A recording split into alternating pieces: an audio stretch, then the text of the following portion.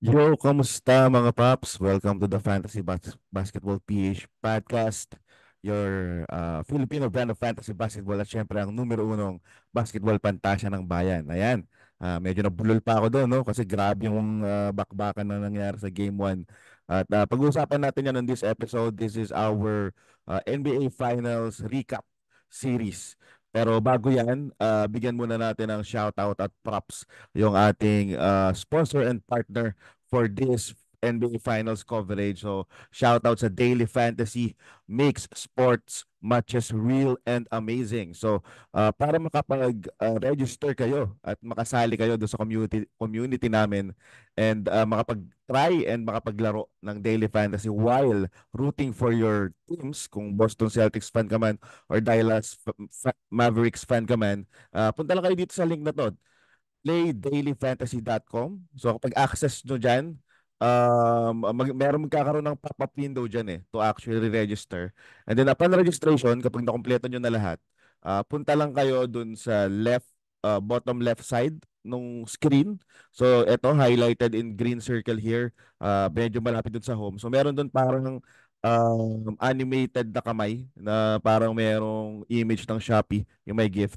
Click nyo lang yon and then enter nyo yung promo code FBPH. Okay? So kapag in-enter nyo yung promo code na yan, magkakaroon kayo ng additional 300 rupees na magagamit nyo to join contest on a daily basis. Aight. So, big props para dito sa Daily Fantasy na binibigyan tayo ng means or ways para yung tinatago nating coaching and team management skills na usually pinagkikwento lang natin, no, sa mga tropa natin or minsan sa mga Facebook post. Let's put that into this. Lagay talaga natin yung ating basketball wits at sumali tayo dun sa mga contest dito sa Daily Fantasy. So, paano ba gawin yun? So, the moment na nakapag-register ka na, it's just a three-step procedure. Napakadali. Three easy steps. Siyempre, mag-select kayo ng match. So, yung first thing na kailangan yung gawin is hanapin nyo yung game kung saan gusto nyo mag-join ng contest at mag-create ng fantasy team. So, obviously, isa lang naman yung game ngayon sa NBA. So, that's going to be Boston Celtics and Dallas Mavericks. And pag napili nyo na yan, ang mangyayari is magkakaroon ng pop-up window for you to be able to join a contest. So there are several contests here. Merong for beginners, merong winner takes all for the finals, and then meron din naman for experts. So mamili lang kayo, depende dun sa kung kumpiyansa na kayo, pwede na kayong sumali dun sa expert. Pero kung gusto niyo pang i-try muna and kapain, pwede naman dun sa beginners. Kaya ka maganda na gamitin niyo yung ating promo code kasi may additional kayong rubies for entries, di ba? So the more chances of winning, kumbaga. And then lastly, syempre, mag-create tayo ng team. Ito pa lang team na to, ito yung kinrate ko kahapon. Kinalad tayo to be the champ or the number one team in half of the leagues na sinalihan natin dito sa Daily Fantasy. Tapos number two ata tayo dun sa iba. Ito yung mga napili ko. Drew Holiday as point guard, Jaylen Brown as shooting guard. Tapos ang main forwards ko si Jason Tatum, Derek Jones Jr. saka si Josh Green. Forward ko si PJ Washington. And then center ko, Kleber saka Derek Lively. So ngayon, ito kasi, para mabuo mo siya, meron kang budget that you need to utilize at bawat player merong kaakibat na credentials or credits. So say for example, alam niyo yung mga posts na if I give you $25 tapos may tig $5 na player, bubuo ka ng team. So ganun yung concept nito. Medyo mahal si Luka kaya hindi ko napili si Luka. And medyo umano ako dito nag-safety ako. I just think na mas safe to get as more as Boston Celtics player as I can in game 1.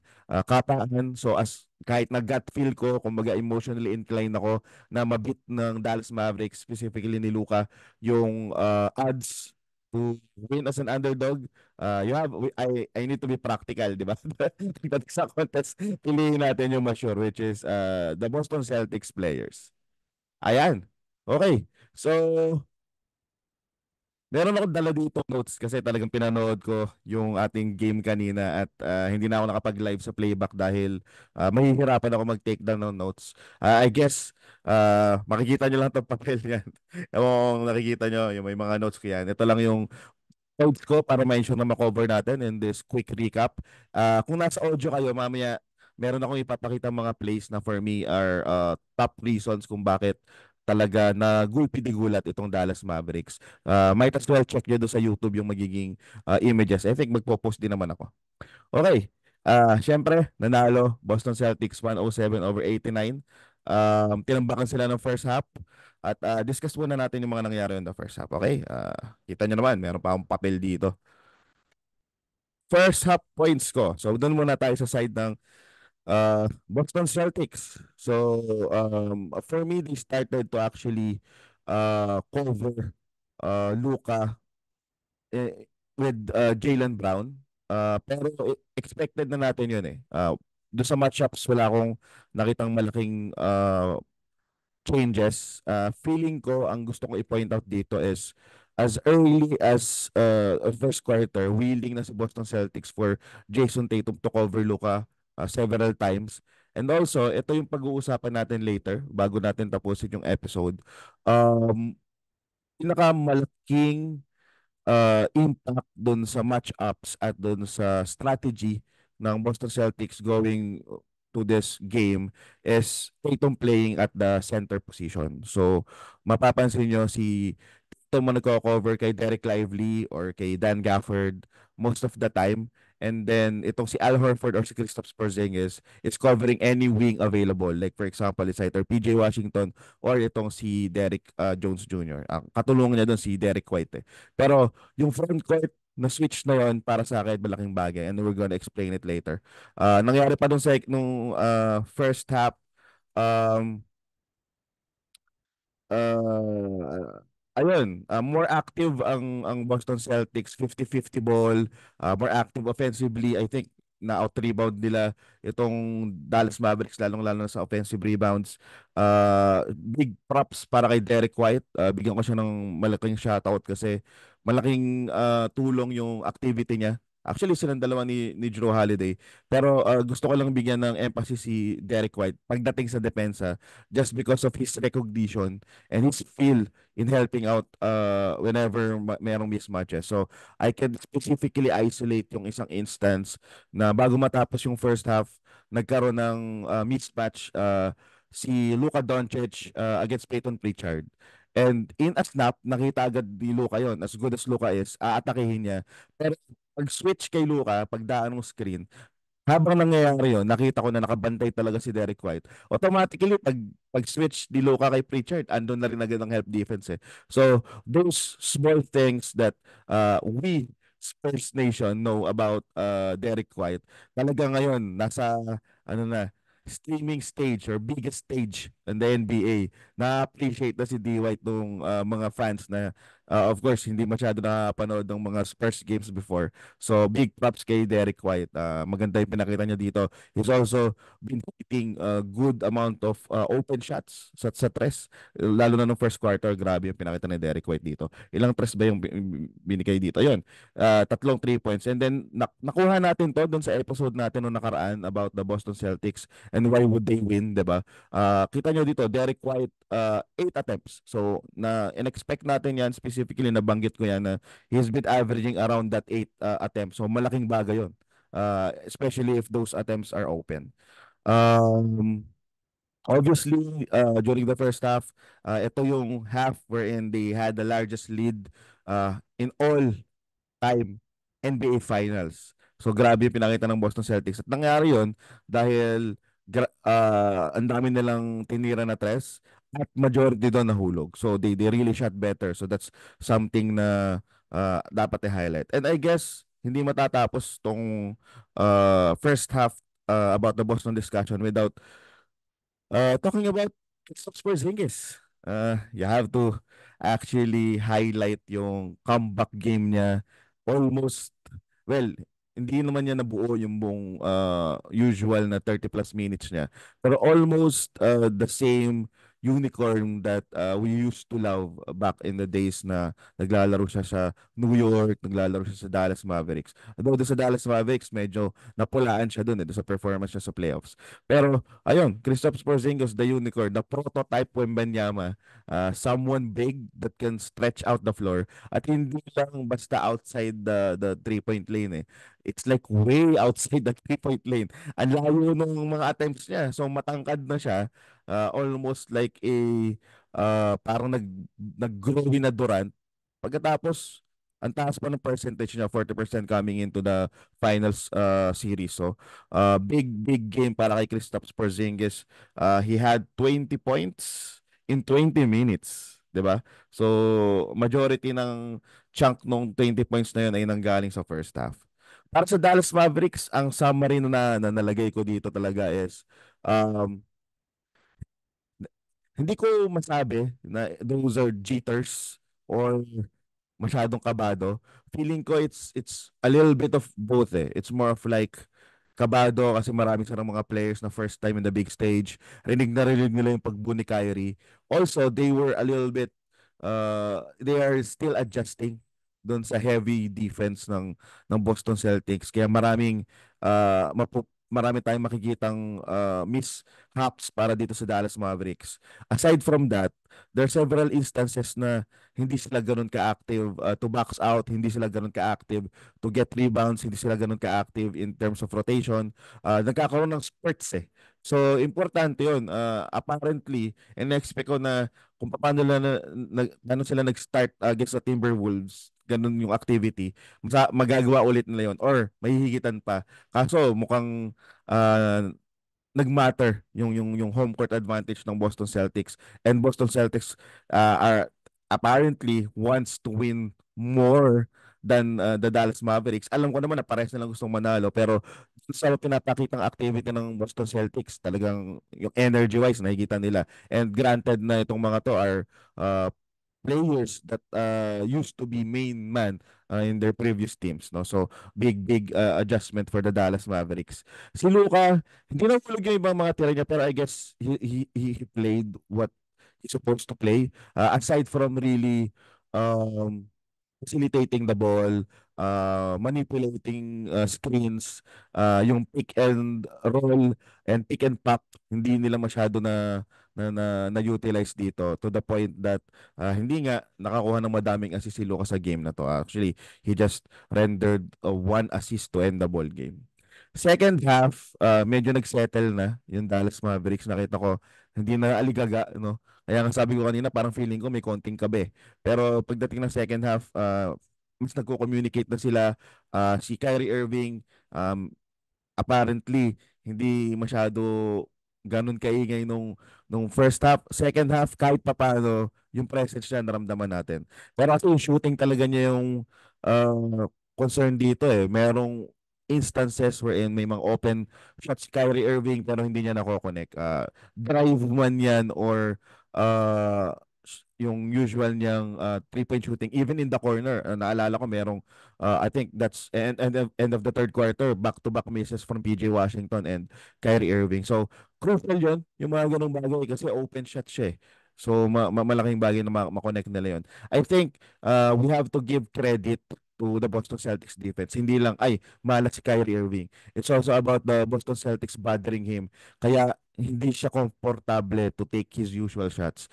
Nung una, ganun din si Luka, nakikita ko sa pagdadrive niya, napapansin nyo, masyado siyang relying doon sa kick out dahil nakita niya ang daming sumasalubong sa kanya eh. So na ano talaga si Luka na shock din siya doon sa level ng defense ng Boston Celtics. I was expecting flip side dahil paano magugulbit-igulat ng Dallas Mavericks ng Boston Celtics, pero you have to respect what the Boston Celtics did here, especially in the first half. Sa second half, since naging komportable na sila, nag-run naman ng Dallas Mavericks. They were able to actually pull down the deficit down to 8. 'Di ba? Yun talaga yung nangyari. I was checking out several points here. May sighting ni THJ pala. Additional rotation point pala na nakita ko dito. Feeling ko dahil kinakailangan nila ng additional offensive threat. especially from the outside, makipagsabayan man lang, pero it didn't work. It didn't work out. Si Jaden Hardy ang nagkaroon ng more role dito off the bench. Josh Green sakto lang, majority during the last 4 minutes na siya nakapag umiscore eh. Pero si Jaden Hardy kahit papano meron siyang, ayun ko, naka ilang points ito si Jaden Hardy nung first half, second half brother, pero natapos niya yung game ng 13 points. So in 10 minutes, so apparently mas nakapag-produce siya.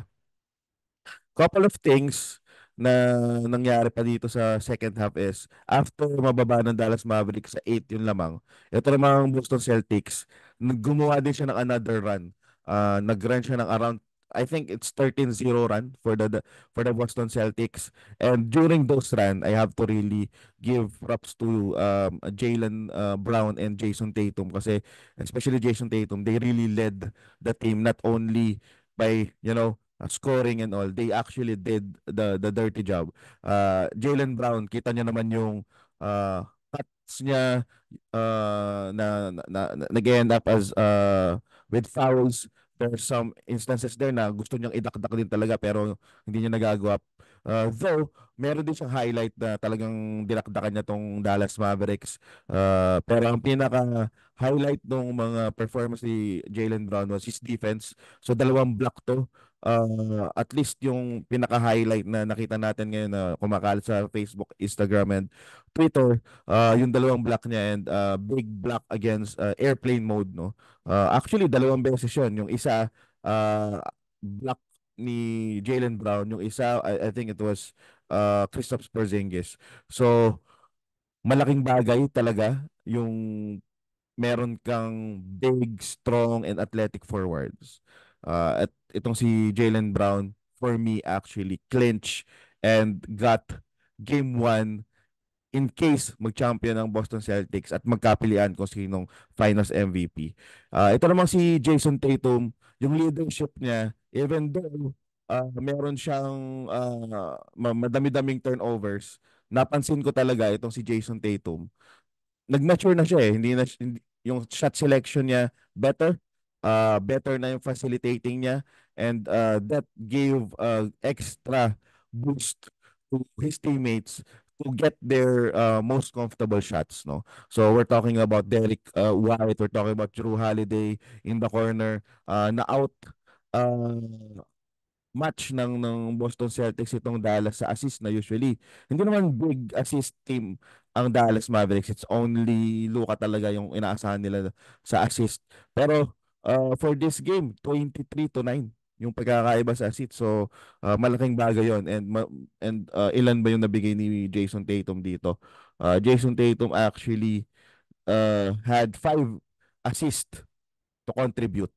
Another thing for Jason Tatum is, isa to sa na-highlight ko din nung nagkaroon tayo ng impromptu na episode with D-Mac. Shoutout kay D-Mac. Uh, Jason Tatum has been their best rebounder, especially defensively. So, on this game, 11 rebounds, double figures ito si Jason Tatum. So, kahit 60 points lang siya, double-double naman, plus 5 assists. So, I guess, effort is there, selflessness is there, naiintindihan na niya what he needs to do for Boston to really win. Hindi in comparison to previous seasons wherein may mga instances pa rin talaga na pinipilit niya kapag nagcha-challenge siya sa defense. Even though kaya naman talaga niya, essentially an athletic, gifted, in terms of athleticism, a gifted player. Pero again, the moment na nandito na tayo sa playoffs, you have to be wise. You have to really improve your decision making, and yun yung nakita kong isang bagay na nakakontribute sa pagkapanalo ng Boston Celtics. Ano pa ba yung mga anditong tinake note ko? Uh, Shout out kay Doris Burke. Si Doris Burke, nagulat ako sa comment niya. Sabi, "Kiss me, I'm so pretty." Yun ang sinabi niya kay JJ Redick. Parang gusto niya gawa ng joke yung isang sequence ni Jaylen Brown na nakatira siya sa tres. So, yun yung napansin ko doon. Another thing, para na madadagdag ko sa second half, doon sa kabila naman sa Dallas Mavericks, yung energy niya, katapos maghabol ni Luka na napagod talaga siya, hindi nila na-maintain yung energy na yun eh. Walang sumuporta kay Luka. Nabanggit ko nga kanina, Kyrie was struggling to shoot, di ba? Ang nakita ko lang na talagang may energy was PJ Washington, na kahit na hindi siya magaling sa downhill, hindi siya magaling sa dribble, may instances, may isang sequence doon na almost dalawang rebound in one sequence, di ba? Talagang nakapagbakbakan siya doon. And that goes as well with Derek Lively. Ang problema lang kay Derek Lively, at nabanggit na rin natin to doon sa nakaraan nating episode, hindi pa nangyayari halos sa buong series at napakadalang na nangyayari dun sa Western Conference, sa ng mga series sa Western Conference, yung foul trouble. At dito nga na-challenge na sila kasi talagang heavy offensive weapons ng Boston Celtics eh. So nagkaroon ng foul trouble itong si um, Derek Lively, that for me kind of like na-spoil yung run ni ginawa ni Luka kasi energy kay si Derek Lively. Feeling ko kaya niyang sabayan yun eh. So, bigla siyang umupo. And ang pinasok ko nila noon, pagkakatanda ko, Maxi Kleber na yung medyo nababad and then si Derek Jones yung pumalit. So, kailangan nilang i-improve yun, yung pagmamanage ng kanilang fouls, especially against a very good offensive the very good offensive players nitong Boston Celtics. 4 minutes pala nag-raise ng white flag itong Dallas Mavericks. Understandable, napagod din si Luka at feeling ni Jason Kidd, what's done is done. So, doon talaga makikita na iba yung approach pagdating sa playoffs kasi they have to really plan out in the next game. Kumbaga, baka mamaya may ma-injury pa, baka mamaya masyadong mapagod yung mga players nila. If feeling nung coach, alanganin na to, then you have to raise the white flag. Pero medyo mahaba-haba yun 4 minutes. Grabe. Usually down the wire yung mga labanan eh.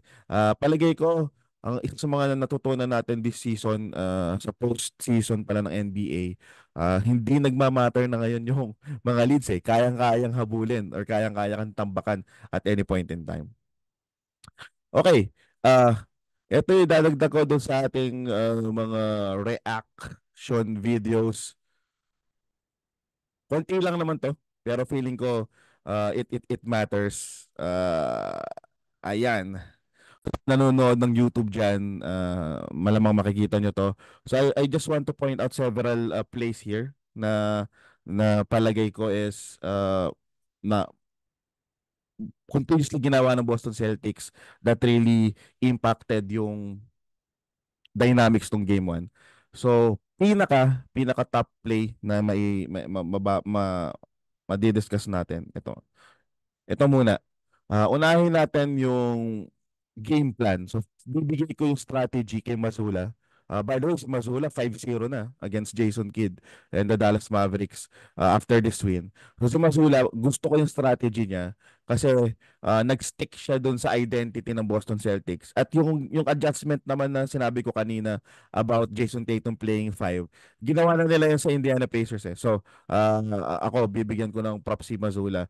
Isa doon sa mga nabanggit kong posibleng maging lamang ng Dallas Mavericks is Jason Kidd over Mazzulla. But then again, Mazzulla proved me wrong and mukhang ready na talaga siya sa big stage. Pero this is just game 1. Let's see what happens next. So makita niyo doon sa play na to, nung pre-game ni Jason Kidd and then during the 10-day na pahinga, meron siyang advocacy na mahihirapan ang Dallas Mavericks if they are being pulled in the defense, meaning kapag nag-triple team ka, quadruple team ka, ang kaya lang talaga nilang ma-afford is double team. At yung double team pa yun, non-committal, no? So, depende sa situation. Kasi, nasa labas nga lahat ng mga players eh. Apparently, daming instances dito sa game na to na hindi yun nangyari. Like for example, this one, galing to sa transition and then Drew Holiday, as much as he is, as smart as he is, inatake niya in the middle itong Dallas Mavericks. Kaso, weirdly enough, nahigop niya lahat. Wherein yun nga ang strategy dapat is hindi basta-basta mag triple team itong Dallas Mavericks kontra sa Boston Celtics. So, ano yung nangyayari kapag nagti-triple team or katulad nito, almost lahat sila nakuha na ni Drew Holiday yung attention. Yung 4 players na nakatambay sa labas galing sa Boston Celtics has the enough space to get comfortable and challenge shots. Lalong-lalo na si Tatum. So you have here, umpisahan muna natin paikot, Kristaps Porzingis. Yan o, nagre-ready na siya to either go outside para kapag nag-swing ng bola o kaya mag-cut dito sa space dito underneath the rim kasi malaki naman to si Kristaps Porzingis. Of course, in every three-point shooting strategy and gameplay, laging merong isa sa corner. So si Jaylen Brown ang nakapwesto dito. You have also Derek White here na open almost as open as look as Jason Tatum, and then lastly si Jason Tatum dahil siya nga yung nagsisingko, siya yung nagse-center, siya yung nasa ibabaw dito coming off the transition at kita nga ito niya naman yung transition 3 open itong si Jason Tatum. So this is going to be a problem kung hindi magiging um disciplined ang Dallas Mavericks in terms of managing the double. Masyad ito kasi yan eh. Nakita mo na may help defense ka coming from either Luka or Derek Jones Jr. So I think it's enough already as self-defense. Etong pagkakamali dito ni Derek Lively, ginusto pa niya na na come-over dito instead na mag-abang na lang siya dito sa top of the key dun sa mga paparating na players or yung nasa wing na players which is expected na dapat coming against the Boston Celtics.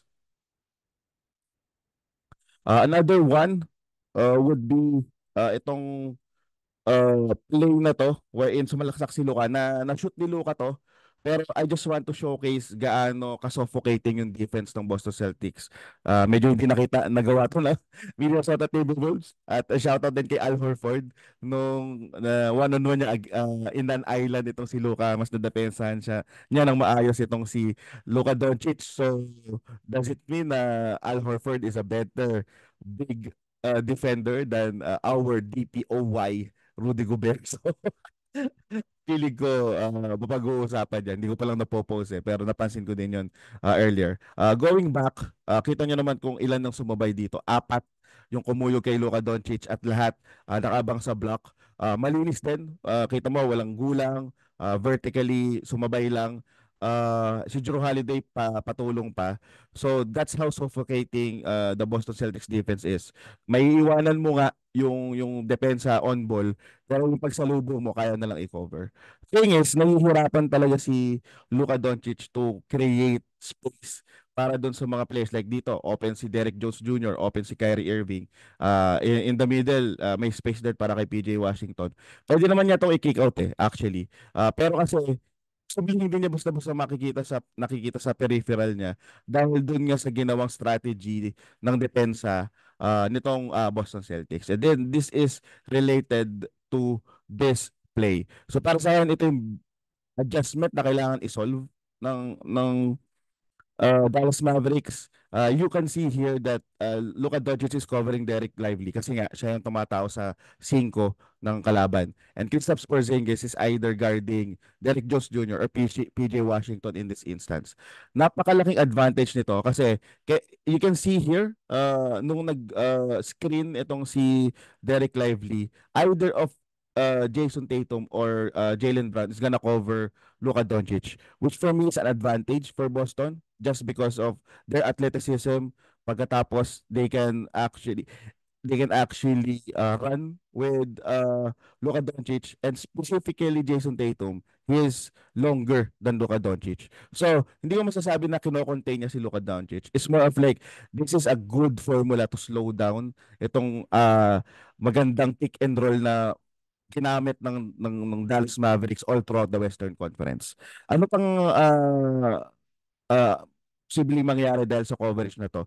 Etong si Kristaps Porzingis is easier to close out against a shooter from the corner kasi mas malaki siya.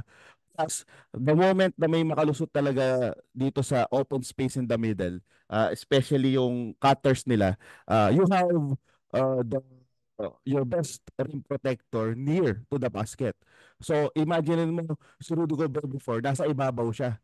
That's the reason why yung mga gantong plays, napakadali kay Luka to navigate and to create lobs and easy baskets sa loob. Pero in this instance, hindi nila lagi basta-basta magawa yun. Actually, sa pagkaka-check ko, zero lobs si Luka and Derek Lively or Dan Gafford and even Derek Jones Jr. dito sa game na to just because of this strategy in terms of the defensive side of the floor ng Boston Celtics. Derek Jones Jr. nababantayan siya, nahihirapan siya kumat at nasasabayan siya ng mga players kasi agile yung mga uh, nagro-rotate sa kanya. Plus, again, sabi ko nga, malaking bagay na mas malapit sa ring lagi yung big man ng Boston Celtics. So even though in a sense yung nakahinaan nila in comparison to the Dallas Mavericks, Joe Mazzulla found a way to adjust this. This isn't new. Napag somehow na-highlight ko na to doon sa isang episode natin about several reasons why mananalo ang Boston Celtics. They actually did this against the Indiana Pacers. Big difference, Kristaps Porzingis over Al Horford. So Kristaps Porzingis is a better rim protector, more mobile, syempre mas bata. So I guess hindi naman pa sobrang in terms of defense ito sa Kristaps Porzingis, pero in terms of rim protection, ang laki naman ng lamang niya kay Al Horford. So feeling ko kaya hindi siya na-highlight against the Indiana Pacers, pero on this matchup against the Dallas Mavericks, 20 minutes nga lang naglaro to si Kristaps Porzingis, pero this strategy has been one of the most effective prep or game plan ng Boston Celtics against the Dallas Mavericks. So, big shoutout kay Joe Mazzulla, big shoutout para sa Boston Celtics sa pag-prepare nila. Just to add in some of our closing remarks, yan talaga yung gusto kong i-highlight dito, itong mga plays na to. So, can actually offer more, hindi lang fantasy related at hindi lang yung mga theory na nakikita natin or naaral natin upon watching. Gusto kong i-highlight yung on the Boston side for them to really actually continue winning. Uh, Rim protection nila, 9 blocks versus 1. So, if that continues, mahihirapan talaga ang Dallas Mavericks. Very important part na non-stat is Jaylen Brown and Jason Tatum, their leaders, was composed and did a counter run during the third quarter. So, actually tatlo sila eh. Saka si Joe Mazzulla. Para sa akin, importante yung tatlong yon na maging composed dahil in the past, hindi ganun ka solid yung composure nila. So, na ano sila, na yayari sila back in the Miami matchup. Hindi nila masyado na contain yun eh. Talagang masasabi ko na nag-panic mode sila doon. Dito, compose sila, alam nila kung kailan magta-timeout, alam nila kung kailan mag-adjust, and they're prepared. So, we have to give credit to those three leaders of the Boston Celtics. KP has been a difference maker. Na-highlight na rin naman talaga natin to. Boston Celtics is already a good team without him. With him, in just 20 minutes, ganito yung nangyari. I just doubt na ganyan ka-efficient lagi yung scoring niya. Feeling ko may kasamang, alam mo yun, uh, luck and preparedness para dito kay Kristaps Porzingis. Nabanggit ko kanina si Derek White and Drew Holiday, them being active, helping out doon sa 50-50 ball, getting those rebounds, boxing out kahit hindi sila nakakuha ng rebound. Malaki yun. Jason Tatum and Jaylen Brown doing other stuff aside from scoring, especially si Jason Tatum, malaking bagay din yun for this win. And then lastly, siguro, uh, para sa akin, we underestimated yung ability ng Boston Celtics to actually be comfortable in this type of series.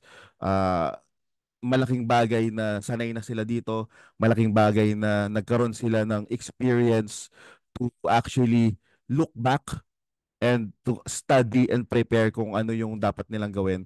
Uh, Lumalabas na madali nga yung dinaan ng path ng Boston Celtics.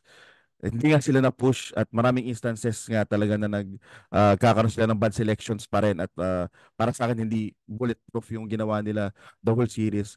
Pero maybe they just need to be cornered para mailabas yung tunay na identity nila kasi ganun talaga ka-solid yung lineup nila. So, big win for the Boston Celtics for game 1. Dallas Mavericks, they have to improve several stuff. Number one, free throw shooting. It's called free throw for a reason. So hopefully mas ma-improve pa ni Luka Doncic yung free throw niya, especially na malaki yung chance na siya yung laging makakuha ng foul. That goes as well with BJ Washington. So uh, importante yung mga ganong kahit na 7 points lang to, still, isipin mo kung walang Kristaps Porzingis or medyo inalis yung Kristaps Porzingis. So all, halatiin na lang natin yung 20 points niya, just to be fair.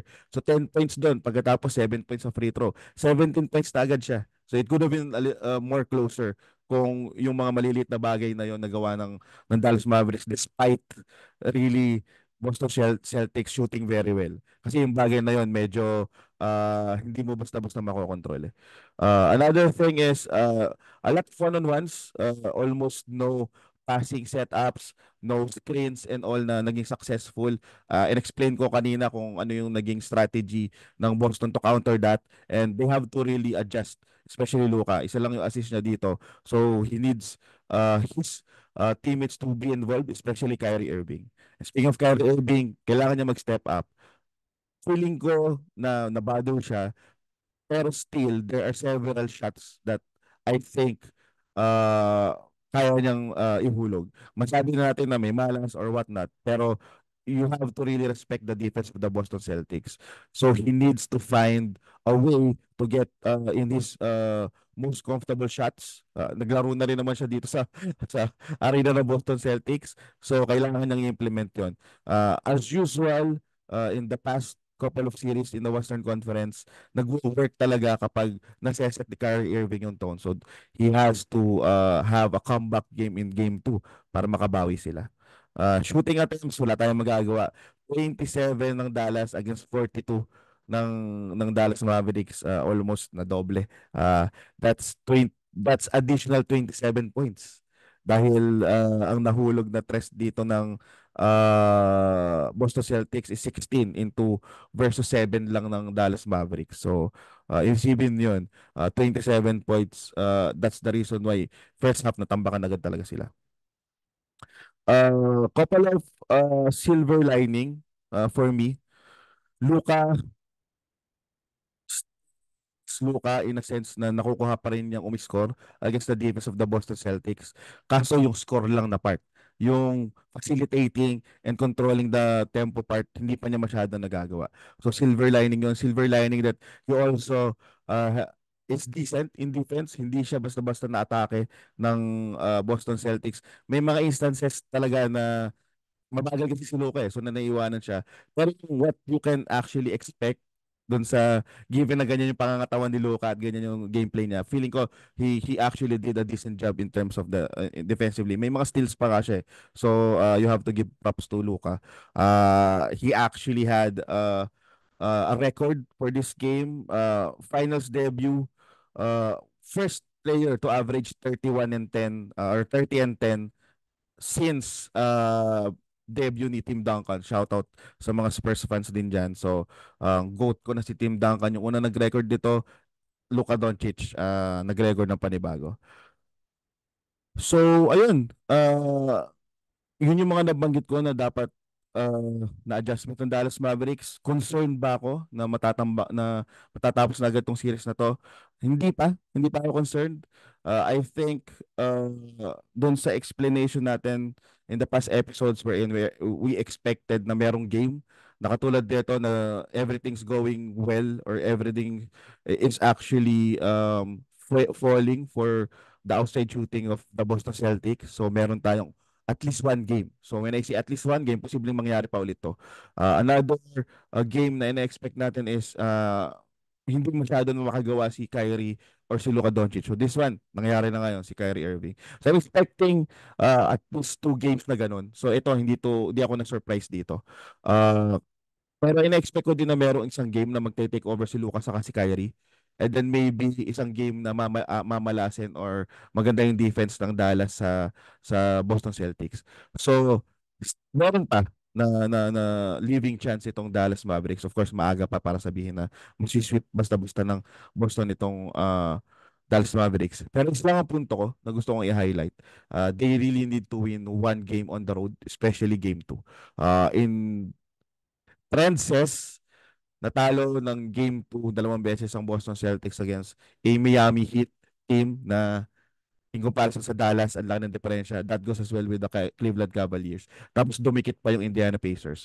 So with that said, I'm expecting big things from the Dallas Mavericks on Game 2. Pero alam yan at aware ang Boston Celtics diyan. So let's see how would they prepare to really defend their home in the game 2 kasi yun nga trend wise medyo ano pa naman andun pa rin naman tayo sa script. Tapos itong Dallas Mavericks natatalo din naman to usually in game ones, 'di ba? So again, hindi pa rin ako nagpapanik. Pag natalo ang Dallas Mavericks, in a way, na talagang na-dominate na naman ng Boston Celtics, then I might be a little more concerned na baka mahirapan na i-extend ng Dallas Mavericks tong series na to. Remember, ang ating logical pick is the Boston Celtics in 6 or 7. Yun yung logical pick natin. Pero I rooted for Dallas Mavericks just because of yung gut nga and yung ano emotionally gusto ko talagang suportahan yung underdog dahil marami silang magagawang ano dito marami silang magagawang history kapag natalo nila ang Boston Celtics. At mangyayari lang 'yon kapag na-extend tong series na to if they keep it close. So, let's see what's gonna happen on game 2. It was a very exciting dahil tagal na natin hindi nakapanood ng game sa playoffs no. For game 1, medyo malungkot ang mga taga Dallas Mavericks. Shout out kay isa sa mga best friend natin, Jeffrex Oracion na nasa Australia. Shout out kay Beanie Cap sa Boyet no. Isa to sa mga biggest Dallas fan na I know at yun medyo malungkot. Malungkot ang mga Dallas fans. At doon sa mga Boston Celtics fans diyan, congrats. Job is not finished. Hopefully magtuloy-tuloy to kung Boston Celtics fan ka, pero I think we expect and I think we deserve a good basketball close out to end this season. So hopefully mas maging competitive sa mga susunod na games. Okay, again, this has been your NBA Fantasy Papi, Papi Roy. Maraming salamat sa mga sumusuporta. Shout out doon sa ating partner Daily Fantasy. Check nyo yan. Maglalabas tayo ng episode para makita nyo kung paano ako nagpe-prepare ng mga players ko or DFS team ko on that specific app. And then, check nyo yung ating magiging episode on Monday. So, magwi-weekend na i-discuss ulit natin some of this part and then also preparation going to game 2. Ayun, maraming salamat mga paps. Bye-bye.